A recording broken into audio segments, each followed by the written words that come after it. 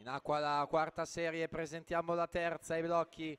Corsia numero 1 Elisa Turco, in 2 Matilde Scapolani, in 3 Sofia Bissesti, in 4 Francesca Finotto, in 5 Sofia Brunello, in 6 Sian Downs, in 7 Adele Di Carlo, in 8 Lucrezia Bissoli.